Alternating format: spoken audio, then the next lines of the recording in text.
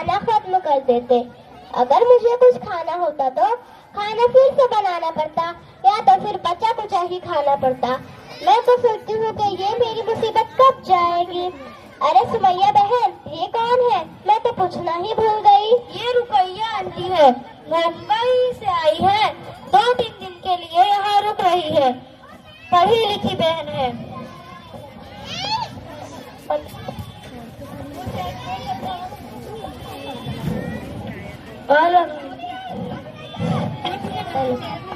جانا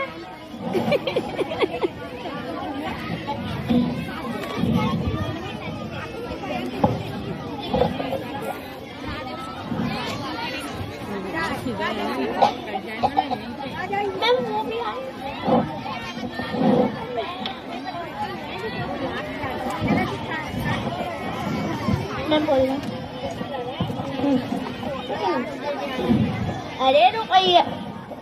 ارے رقیہ تم ان دونوں کے ساتھ ہی بیٹھی ہو. معاف کرنا آنٹی، ہم نے دھیان نہیں دیا. کوئی بات نہیں، آئیے بیٹھیے. صبح سے گھر پر ہوں. ہماری زبان پر دوسروں کی شکوے شکایت بہت زیادہ ہو گئی ہے اور زبان کی گناہ تو ہم کثرت سے کر رہے ہیں اور اللہ ہی ہمیں معاف کروائے.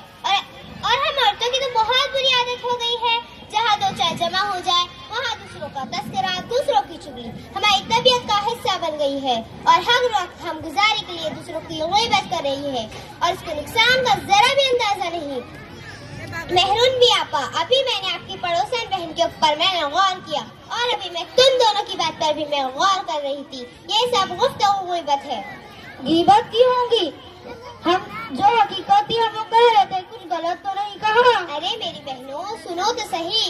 غیبت کہتے ہی ہے جس کی تم غیبت کر رہی ہو اس کی پیٹھ پیچھے برائی بیان کرنا، اور اگر تم ایسی بات کر رہی ہو جو اس میں نہیں تو وہ بغضان ہے.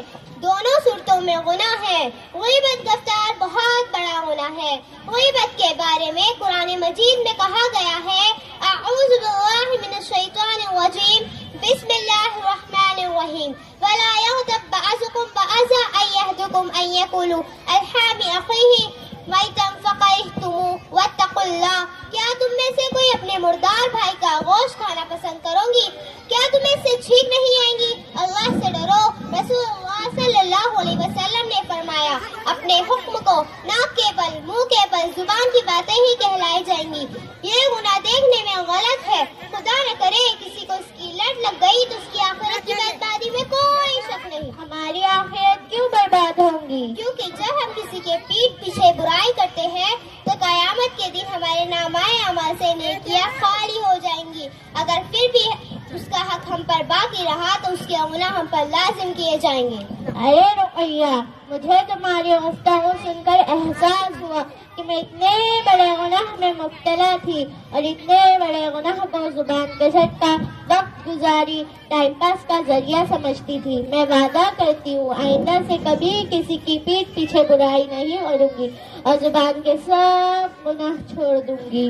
آنٹی اللہ آپ کو جزائے خیر رکھے. آپ نے تو ہمارے آنکھوں پہ لگی پٹی کھول دی. ہمیں تو معلوم ہی نہیں تھا کہ یہ بھی گناہ ہے. مجھے احساس ہوا. معاف کرنا آنٹی، ہم نے دھیان نہیں دیا. معاف کرنا آنٹی، ہم نے آپ کی پیٹھ پیچھے بہت سی برائیاں کی تھی. ارے ہم نے تو بہت سے لوگوں کی غیبت کی ہے، اب ہم کیا کریں گے؟ سب سے پہلے اللہ سے توبہ کرو، اس سے معافی مانگو جس کی آپ نے غیبت کی تھی. جزاک اللہ خیر. تمہارا بہت بہت شکریہ، تم نے ہمیں اتنے بڑے گناہ سے بچایا. دونوں ساسو ماں ہمیں معاف کر دیجیے، ہم نے بھی آپ کی پیٹھ پیچھے بہت سی برائیاں کی. ہاں بیٹا، مجھے بھی معاف کر دینا، میں نے بھی تمہاری پیٹھ پیچھے بہت سی برائی کی ہے. آنٹی ہمیں معاف کر دینا، ہم نے بھی آپ کی پیٹھ پیچھے برائی کی تھی. ہاں بیٹا، مجھے بھی معاف کر دینا، میں نے بھی آپ کی پیٹھ پیچھے بہت سی برائی کی. اس لیے کہتے ہیں غیبت گفتار بہت بڑا گناہ ہے. السلام علیکم ورحمۃ اللہ وبرکاتہ.